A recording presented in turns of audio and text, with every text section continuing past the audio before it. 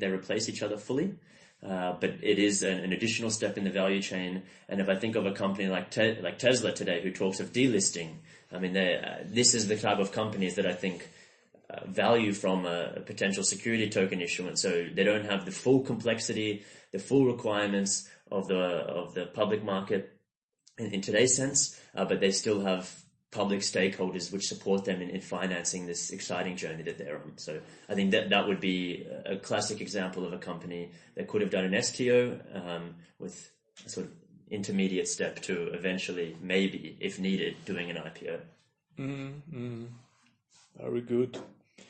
So in a more general matter, are ICOs a financing source for any kind of startups in your experience? Yes, I'm a big believer in this. I mean, again, I don't know the name, equity crowdfunding, ICO, STO, it doesn't, I mean, for me, it's the same category. It's venture financing.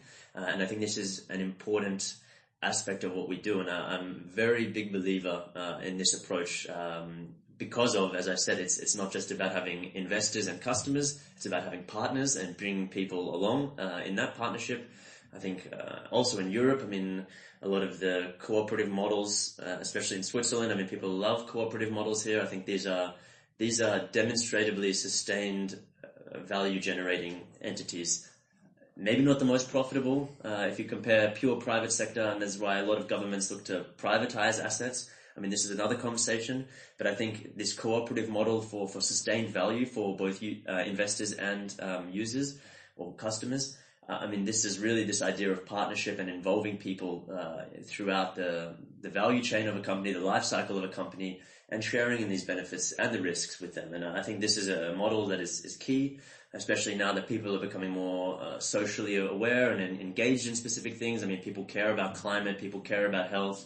They want to invest in these things. They don't know how. I mean, this is the type of communities that can be built irrespective of blockchain. I mean, blockchain tokenization is the enabler of this, but really I think there will be much more engagement in the way that people feel about the types of companies and, not just for profit, but profit and purpose organizations really have a big opportunity here to build communities and offer the right incentives to fund exciting projects.